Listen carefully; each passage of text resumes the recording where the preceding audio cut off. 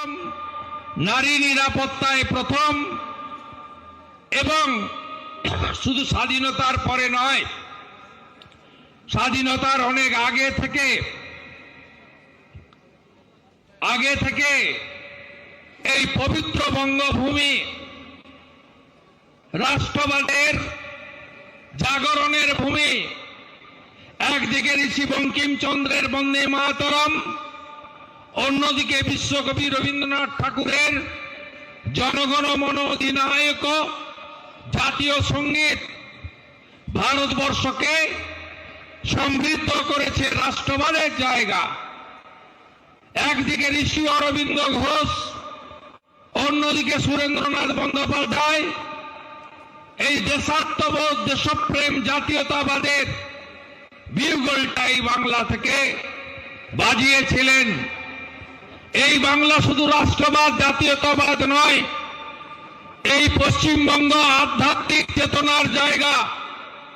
এখানেই প্রভু শ্রী চৈতন্য দেব, এখানেই ঠাকুর রামকৃষ্ণ দেব, এখানেই জগজ্জননী মা শারদামণি, এখানেই স্বামী বিবেকানন্দ, এখানেই স্বামী প্রণবানন্দ থেকে লোকনাথ বাবা ব্রহ্মচারী থেকে ঠাকুরনগরের মতুয়া ধাম থেকে, এখানেই দক্ষিণেশ্বর, এখানেই কালীঘাট, এখানেই তারাপীঠ, এখানেই মদনময়ী অঞ্জুর মন্দির থেকে শুরু করে বাবা তারকেশ্বর ধাম, আধ্যাত্মিক চেতনার জায়গায় বাংলা ছিল।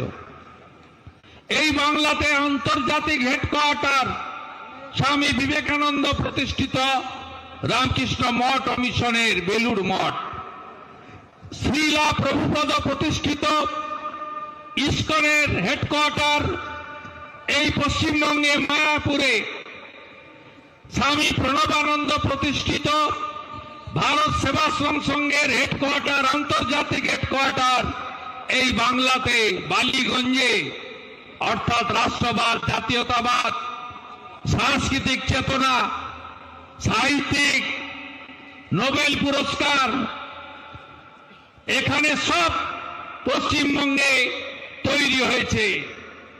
আজকে কোথায় আমরা? 34 বছরে ভেঙে দাও, গুড়িয়ে দাও, চলছে না, চলবে না, গাড়ির চাকা ঘুরছে না, ঘুরবে না, কলকারখানা চলছে না, চলবে না, হরতাল হরতাল, 24 ঘন্টা হরতাল। দেখতে দেখতে যখন বাঙালি ক্লান্ত হলো, মেধা চলে গেল বাইরে, 1 কোটি বেকার হলো, 1,98 কোটি টাকা ঋণের বোঝা হলো, শিক্ষিত ছেলেরা সব অন্য রাজ্যের দিকে এগাতে শুরু করলো। এখানে মণিলাল ভৌমিকের মতো অধ্যাপকরা ইউরোপে পাড়ি দিল। তারপরে এলেন মমতা ব্যানার্জি, আনার জন্য আমরা লড়েছি। কারণ সেই সময়ের ডাক ছিল সিপিএম যাক, কারণ সিপিএমটা সিপিএম এর হাতে ছিল না, সিপিএমটা চলে গেছিল গুন্ডাদের হাতে, লগন্দর সিং এর হাতে, মজিদ মাস্টারের হাতে, লক্ষণ শেঠের হাতে, সুশান্ত ঘোষের হাতে, বর্ধমানের আইনুলের হাতে,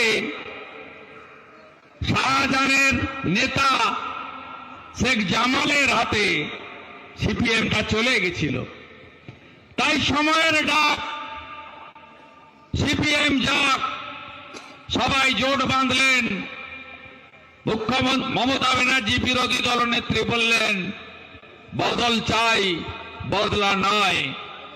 বললেন আমি এলে দিয়ে আপনার অধিকার, চাকরি আপনার অধিকার, শিক্ষা আপনার অধিকার, আমাকে এনে দেখুন 6 মাসের মধ্যে শিল্প কিভাবে আনতে হয় আমি দেখিয়ে দেব। মানুষ বিশ্বাস করল।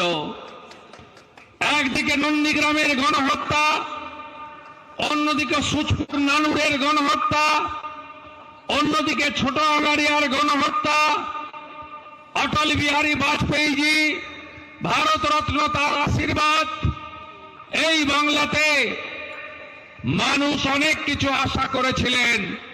আমরা সেদিন যারা তরুণ ছিলাম, আমরাও জীবন বাজি রেখে সিপিআইএম এর বিরুদ্ধে লড়াই করেছি।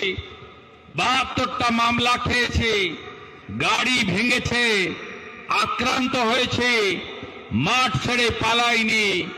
নন্দীগ্রামের আন্দোলন, ঐতিহাসিক আন্দোলন, কৃষক বিদ্রোহ, চটি পরা চপ্পল পরা পুলিশকে দিয়ে গুলি চালানো, 14ই মার্চ 2007 লাইন দিয়ে 14 জনের হত্যা, মা বোনদের ইজ্জত ধর্ষণ, লুট করে ধর্ষণ, ত্রাতার ভূমিকায় সেদিন লালকৃষ্ণ আদবানি। 16ই মার্চ লোকসভার বিরোধী দলনেতা লালকৃষ্ণ আদবানি অবরুদ্ধ নন্দীগ্রামে ঢুকলেন। আমি তার সাক্ষী। আমি এলাকায় আন্দোলনকে সংগঠিত করেছিলাম। আদবানি যে ঢুকলেন, সঙ্গে সুষমা স্বরাজ, সঙ্গে রাজনাথ সিং, সঙ্গে সুরিন্দর সিং আলুওয়ালিয়া, সঙ্গে তথাগত রায়, সঙ্গে রাহুল সিনহা। 62 দিন পার্লামেন্ট বন্ধ ছিল। আদবানিজি বন্ধ করে রেখেছিলেন। অনেক ত্যাগের বিনিময়ে পরিবর্তন এসেছিল। অনেক আশা নিয়ে আমরা পরিবর্তন করেছিলাম। কিন্তু 21শে জুলাই 2011 মাননীয়া তিনি তথাকথিত বাৎসরিক ডিম ভাতের সমাবেশে তিনি তার ভাইপোকে নিয়ে এলেন দিল্লি থেকে। যে মুখ্যমন্ত্রী বলতেন আমার পরিবার নেই, সেদিন মাইক্রোফোনটা আমার হাত থেকে কাড়িয়ে নিয়ে ওনার হাতে দিয়ে দেওয়া হলো। ঘোষণা করে দিলেন, ভোটের আগে যা যা বলেছিলাম সব ছিল আমার মুখোশ, আমার এখন নতুন মুখ প্রকাশ পেল, আসল মুখ। এই বাংলাকে ধ্বংস করতে করতে 15 বছরে খাদের কিরানায় পৌঁছে দিয়েছেন এই মুখ্যমন্ত্রী। এই মুখ্যমন্ত্রীর আমলে প্রথম কাজ, বিশ্ববন্দিত শিল্পপতি, ট্রু রাষ্ট্রবাদী, দেশের সম্পদ রতন টাটাকে তাড়ালো। সিঙ্গুরে তৈরি হওয়া কারখানাকে ডিনামাইট দিয়ে উড়িয়ে দিল। এবং সেদিনই পশ্চিম বাংলায় শিল্পের কফিনে শেষ করে একটা পুতলেন মমতা বন্দ্যোপাধ্যায়। রতন টাটা বললেন, মাথায় ট্রিগার রেখে আমাকে রাজ্য ছাড়তে হলো। আমি খারাপ এমকে ছাড়লাম, ভালো এমের কাছে চলে গেলাম। গুজরাটের মুখ্যমন্ত্রী ছিলেন নরেন্দ্র দামোদর দাস মোদী। কারখানাটা নিয়ে চলে গেলেন সানন্দে। আজ পর্যন্ত 6888টা শিল্প বন্ধ হয়েছে। ল্যান্ড পলিসি নেই, ডাবর চলে গেছে মধ্যপ্রদেশে। আইওসির নতুন পেট্রোকেমিক্যাল পারাদ্বীপে আপনাদের এই শিল্পাঞ্চল, যা বিধানচন্দ্র রায়ের হাত ধরে ফুলে ফেপে উঠেছিল, জুট ইন্ডাস্ট্রি খতম হয়ে গেল, শেষ হয়ে গেল। বিহার থেকে, ঝাড়খণ্ড থেকে, ইউপি থেকে কাজের জন্য মানুষ আসতো। এখন পশ্চিম বাংলার মানুষ বিহারে নীতিশ কুমারের কাছে যাচ্ছে, উত্তরপ্রদেশে যোগীজির কাছে যাচ্ছে, রাজস্থানে ভজনলাল শর্মার কাছে যাচ্ছে, উড়িষ্যায় মোহন মাঝির কাছে যাচ্ছে, দিল্লিতে রেখা গুপ্ত দিদির কাছে যাচ্ছে। কারণ মমতা ব্যানার্জি শিল্পকে শেষ করে দিয়েছেন। মমতা বন্দ্যোপাধ্যায় কৃষকদের শেষ করে দিয়েছেন। হাহাকার চারদিকে, উৎপাদিত ফসলের দাম নেই, সহায়ক মূল্য পান না, আর বালু শুধু চাল খাচ্ছে, আর ধান খাচ্ছে, আর আটা খাচ্ছে। 10,000 কোটি টাকা চুরি হয়েছে রেশন কেলেঙ্কারি।